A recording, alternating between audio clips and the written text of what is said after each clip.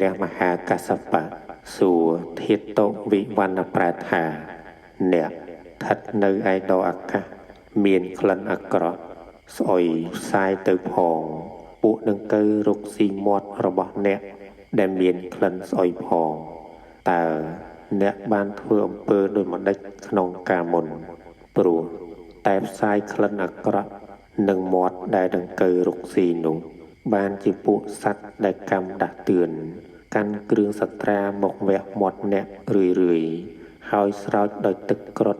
រួចវះញយថែមទៀតអំពើអាក្រក់ដោយមិនដេចដែលអ្នកបានធ្វើនៅកាយវាចាចិត្តអ្នករងទុក្ខនេះតើដោយផលនៃកម្មដោយមិនដេចធាតុវិវណ្ណប្រែតនោះឆ្លើយថាបបិទ្ធលោកអ្នកនិរទុក្ខខ្ញុំជាឥស្សរៈលើទ្រព្យនិងធញ្ញជាតិដ៏ច្រើនក្រៃលែងនៅក្នុងក្រុងរាជក្រឹសមានភ្នំដូចជាក្រោលគួរត្រេកអររីករាយកាលពីជាតិមុនស្រីនេះជាប្រពន្ធរបស់ខ្ញុំផងស្រីនេះជាធីតារបស់ខ្ញុំផង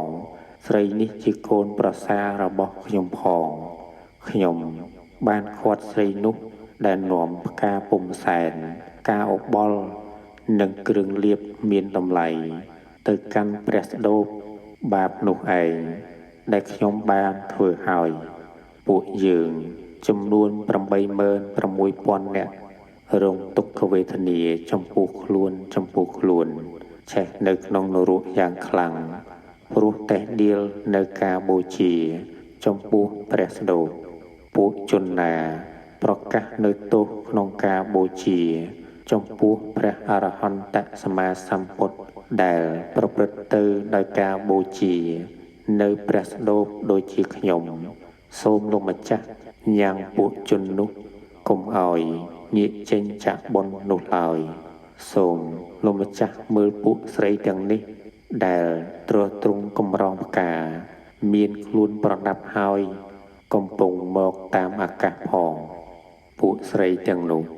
បានសម្រេចសម្បត្តិទឹកមានយុះបរិវារ